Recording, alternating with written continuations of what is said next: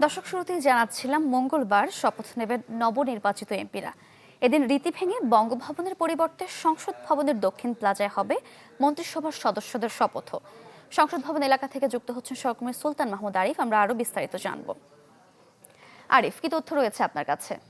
Captain bike খুব ভালো আমার বন্ধু ক্যাপ্টেন বাইক পথ শেখায়।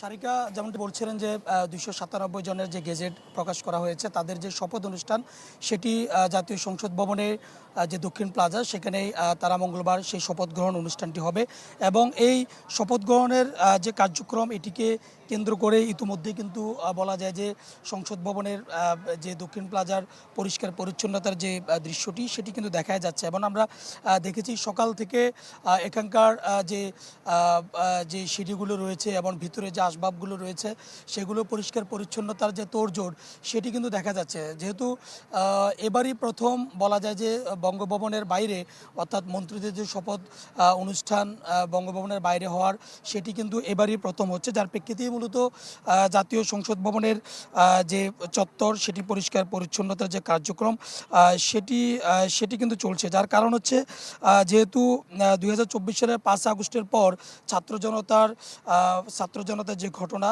এবং যেটি ছাত্র জনতার আন্দোলনের প্রেক্ষিতে যে ক্ষতি হয়েছে এবং এখানকার যে ভাঙচুর বা এরপরে বলা যায় যে 5 আগস্টের পরে প্রথম এখানে কোনো এমপিরা আসা বা মন্ত্রীদের এখানে পদচারণা হওয়া এটি কিন্তু এবারই প্রথম, যার প্রেক্ষিতে বলা যায় যে এখানকার যত ধরনের আইনশৃঙ্খলা পরিস্থিতি কিংবা পরিষ্কার পরিচ্ছন্নতার যে কাজ সেদিকে কিন্তু অত্যন্ত গুরুত্ব দিয়ে মূলত করা হচ্ছে এবং সব মিলিয়ে বলা যায় যে আমরা এখানকার আইনশৃঙ্খলা রক্ষাকারী বাহিনীর সদস্যদের সাথে কথা বলেছি। তারা বলছেন যে শপথ গ্রহণকে কেন্দ্র করে এখানকার যে সংসদ ভবনের আশপাশের যে এলাকাগুলো সেই এলাকাগুলোতে কয়েক স্তরের যে নিরাপত্তার যে বিষয়টি সেই বিষয়টি কিন্তু আইনশৃঙ্খলা রক্ষাকারী বাহিনীর পক্ষ থেকে কিন্তু সেই বিষয়টিকেও গুরুত্ব দেওয়া হচ্ছে।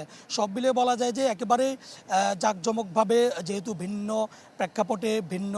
প্রেক্ষাপটে একটি নির্বাচন হয়েছে, যে নির্বাচনকে কেন্দ্র করে বিচ্ছিন্ন দু একটি ঘটনা ছাড়া এই নির্বাচনকে কেন্দ্র করে নির্বাচনে সাধারণ মানুষ যেভাবে স্বতঃস্ফূর্তভাবে অংশগ্রহণ করেছে, যারা প্রার্থী রয়েছে তারাও সন্তুষ্ট প্রকাশ করেছে, তারই প্রেক্ষিতে একটি জাঁকজমকভাবে তাদেরকে শপথ পড়ানো সেটিকেও কিন্তু অন্তর্বর্তীকালীন সরকার সেটিকে একটা জাঁকজমকপূর্ণভাবে করার জন্য যতগুলো আয়োজন সবগুলো করবেন এবং তারই প্রেক্ষিতে সংসদ ভবনের যে প্রস্তুতি সেটি কিন্তু চলছে। সারিকা। আরিফ, ধন্যবাদ আপনাকে। দর্শক, সংসদ ভবন এলাকা থেকে জানছিলাম মঙ্গলবারের শপথ অনুষ্ঠান নিয়ে প্রস্তুতি।